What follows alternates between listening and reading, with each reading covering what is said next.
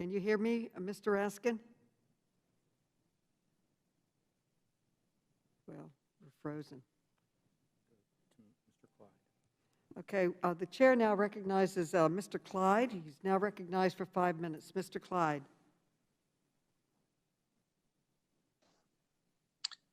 Thank you, Madam Chairwoman. I appreciate the opportunity during this very important hearing.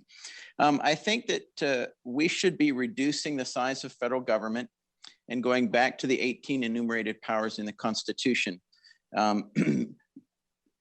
that the Constitution provides.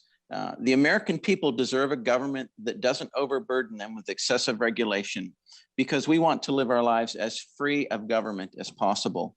Now, I'd like to follow up on Congressman Grossman's line of questioning. I thought it was very excellent, concerning the ability of a duly elected president to properly focus the branches of the executive on the agenda that the president was elected to implement.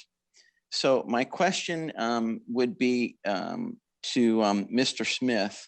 Would reducing the number of positions requiring Senate confirmation be beneficial to our country? And if it would, what do you think that would look like? My understanding is there are about 4,000 total positions, and as I heard in earlier testimony, about 1,200 of them require Senate confirmation. I understand from committee also that all of them, that none of them are exempt from the 60 vote rule in order to bring a position to the Senate floor for confirmation. So would you give me your thoughts on that, please? Sure, and I appreciate the question. Generally, those who exercise power on behalf of the United States in the executive branch are classified as either officers or employees. And then there are principal officers and inferior officers. And the Supreme Court's talked about what can be done by each of those categories and what's the appropriate appointment process for each of those entities and what authority they exercise. And so for us to really have an informed discussion about this, I think we need to stop and consider what is the authority, what are the functions of each one of those positions, because certainly if they are exercising significant authority on behalf of the United States, the framers of our Constitution intended that they would be nominated by the president and confirmed by the Senate. And so I think your point that to the extent we can ensure that this process works as it was envisioned, ensure that administrations timely put forward nominees and the Senate timely considers them, the better off we will be and the more functional our government will be. Well, thank you. I appreciate that very much. I do believe that those with significant authority should be Senate confirmed.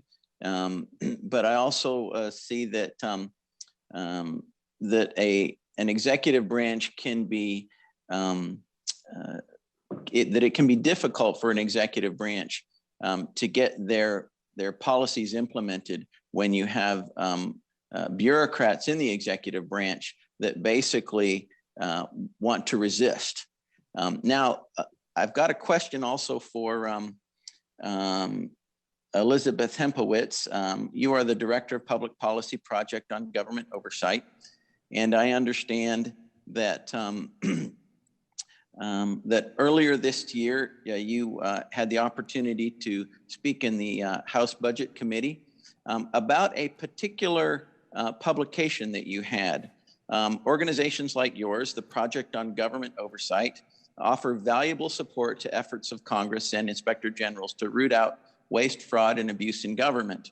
And I understand that the Project on Government Oversight began in 2020 to publish its own reports on government waste, fraud, and abuse related to COVID-19 spending, but that the project stopped publishing its reports on January 14th, 2021, less than a week before President Biden took office. So as the Director of Public Policy, can you help me understand why the Project on Government Oversight stopped publishing this waste, fraud, and abuse report just as President Biden was taking office? There's a tremendous amount of money that has been pumped into our economy, whether it's the CARES Act or whether it's the current American Rescue Act or this new act coming out, this Infrastructure Act. And I think that a report like yours is important. So can you give me some background as to why this report, why you stopped publishing it? Yes, absolutely. And thank you so much for the opportunity to clarify that, Congressman. That was not a report. I think what you're referring to is a newsletter that we were publishing on a weekly basis that aggregated our investigative work and kind of broke it down in a little bit more simple terms. So we did stop doing that newsletter, but we certainly haven't stopped publishing our investigative reports that are looking at waste, fraud, and abuse in COVID spending, but also more generally government spending across the board. In fact, we've put together the most comprehensive tracker that we're still updating. We're continue to update with information about where exactly all the money that we've spent on COVID relief is going. As we put together that tracker, we are also highlighting, we began doing it for the Trump administration. We're continuing to do it under the Biden administration, highlighting for the administration where there are holes in that data that is making it more difficult to conduct rigorous oversight from our perspective, but also from Congress's perspective. And so I thank you for the opportunity to clarify.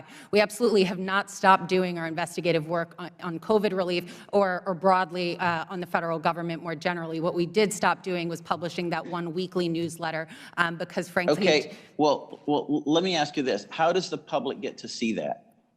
Everything is on our website. We also still have, I think, 3 or 4 other weekly newsletters that we publish. They're just in a slightly different format. We also put out video explainers on our Instagram, on our Twitter. We are constantly trying to figure out new ways to get our investigative work to the public in an accessible way, and that newsletter was one of those. But it was never intended to be a permanent product. And I guess, I think it just bears mentioning again, because Congress, you have the ability to do something about this. One of the reasons why it was difficult to keep that newsletter going is because of the holes in the data. Time has expired. Thank you. I now recognize the gentlelady from Florida, Ms. Wasserman Schultz. She's now recognized for 5 minutes. Thank you, Madam Chair.